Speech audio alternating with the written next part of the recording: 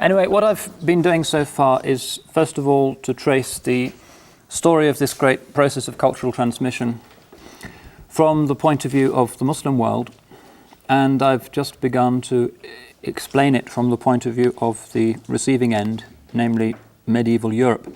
And I talked a little bit about the introduction of mathematics via this man Fibonacci, and also some other aspects of science.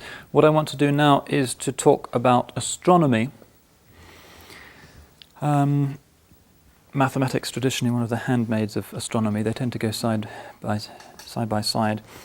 And the pioneer here was a Spanish Jew who was brought up in a largely Muslim environment and who, upon his baptism, took the name of Petrus Alfonsi.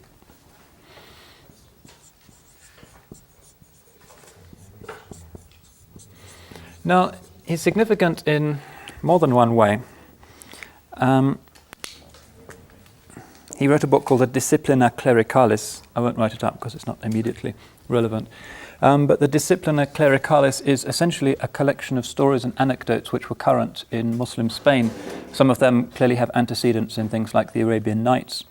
And this book was widely circulated in Latin in medieval Europe, and it's thought that Boccaccio, the author of the famous Decameron, took many of his often quite ribald stories from this book.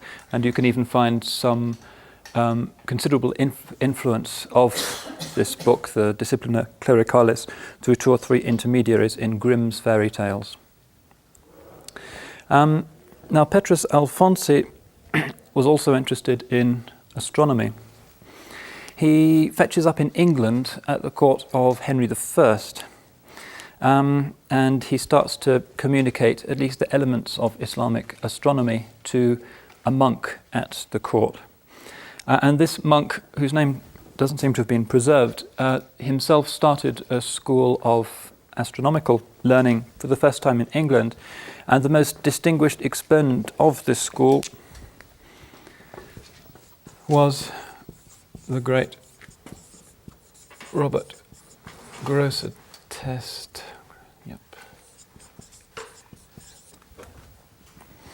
Grosseteste, distinguished as the first great Vice-Chancellor of the University of Oxford. Again, there are rumours that Grosseteste travelled in southern Spain. Certainly some of his predecessors, like Abdal of Bath, had done. It's conceivable that Bacon was down there. But scholars are increasingly recognising that some of the fundamental institutions and traditions of European institutions of higher learning actually have themselves Islamic antecedents. It's generally accepted, for instance, that the institution of a professorial chair, which was introduced particularly by people like Grosseteste, originates in the kind of low chair that the sheikh would sit with his back up against a column in places like the Mosque of Cordoba. So a chair became the symbol of professorial authority. There are also, it seems, Islamic antecedents in certain aspects of academic formal dress, gowns, mortarboards, etc. You can never definitively prove influence like that because it was a process of informal cultural transmigration, not the kind of thing that would necessarily be recorded in documents. Now, Grosseteste, who died in 1253, starts to lecture in Oxford on astronomy in particular, and he writes a few books both on astronomy and the associated mathematical problems. To some extent, he's drawing on translations made directly into Latin from the Greek, but it's also recognized that he used for most of his sources Latin translations of the great Arabic works of which I spoke earlier.